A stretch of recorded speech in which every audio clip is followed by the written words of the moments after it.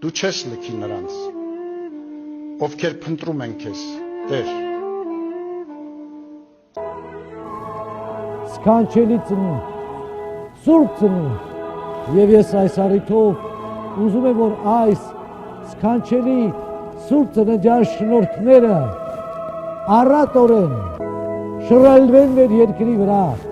մեր հայրենիքի վրա, լինենք աստասան, լուսավորված ծննդյան լուսե շնորհքներով, այս սքանչելի մեծագույն տոնի առիթով բերելով ձեզ մեր ամենաբարի լավագույն ավետիսը, որ Քրիստոս ծնավ եւ հայտնեցավ